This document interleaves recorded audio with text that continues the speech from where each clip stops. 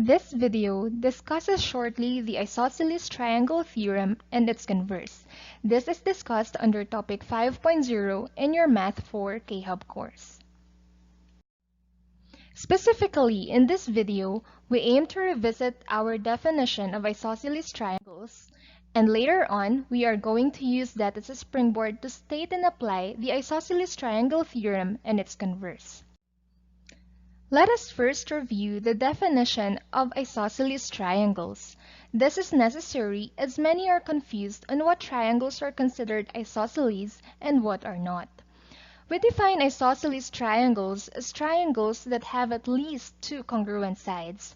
We need to emphasize the phrase "at least," as many of you have been taught that only those with two congruent sides are considered isosceles. Therefore, triangles having two or three congruent sides are considered isosceles triangles. With this definition, therefore, triangle ABC is obviously not isosceles because no two sides are congruent. This triangle is actually considered a scalene triangle. On the other hand, triangle DEF is considered isosceles as there are two sides which are congruent. They are sides DE and DF. For most of the examples in this video, we are going to use this type of isosceles triangle. By the way, angle D is what we call the vertex angle, and angles E and F are base angle. Moreover, sides DE and DF are the legs, and side EF is the base. Triangle GHI is also considered isosceles. In your younger years, you probably knew that this is an equilateral triangle, and you are right. However, with our definition of isosceles triangles that we've learned now, we now also know that equilateral triangles are actually also isosceles triangles because having three congruent sides, they also satisfy the condition of having at least two congruent sides. We now go to the isosceles triangle theorem. It states that if two sides of a triangle are congruent, then the angles opposite those sides are also congruent. So the condition comes from the congruent sides, and the conclusion is the congruent angles. Illustrating this with triangle DEF, we know that sides DE and DF are congruent as marked. Thus, by the isosceles triangle theorem, the angles opposite side DE, angle F, and the angle opposite side DF, angle E, are also congruent. The converse of the isosceles triangle theorem is also true. It states that if two angles of a triangle are congruent, then the sides opposite those angles are also congruent. With our triangle DEF, since we know that angle E is congruent to angle F as marked, by the converse of the isosceles triangle theorem, we can also conclude that the sides opposite those angles, sides DF and DE respectively, are also congruent. Let's now try to apply the isosceles triangle theorem and its converse in solving some problems. First, let us examine triangle JKL. In triangle JKL, the vertex angle measures 71 degrees.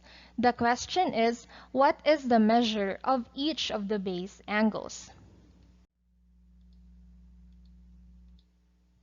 Since we know that side KJ is congruent to side JL, by the isosceles triangle theorem, the angles opposite them, angles L and K respectively, are also congruent.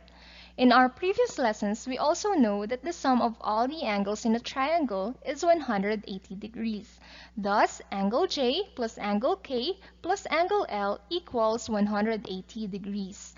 Since angle L and angle K are congruent, we can replace angle L with angle K. You may also want to substitute angle K with angle L. Solving algebraically, we get angle K equals 54.5 degrees. Again, by the isosceles triangle theorem, angle K is congruent to angle L, and thus angle L is also 54.5 degrees. Let us now have another example. In triangle MNO, angle N is congruent to angle O. If the perimeter of the triangle is 38 centimeters and the base measures 12 centimeters, what are the measures of each of the legs?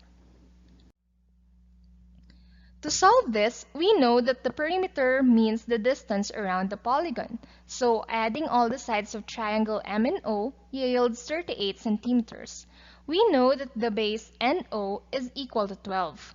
By the converse of the isosceles triangle theorem, we know that since angle N is congruent to angle O, the sides opposite them, side MO and MN respectively, are also congruent. Thus, we can have the working equation 12 plus 2mn is equal to 38. You may also have 12 plus 2mo equals 38. Solving algebraically, we obtain mn equals 13. And since it is congruent to mo is also equal to 13 centimeters. So, in the context of the problem, each of the legs measures 13 centimeters.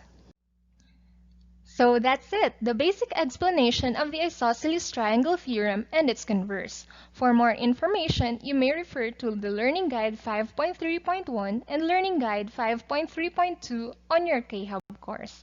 Enjoy studying!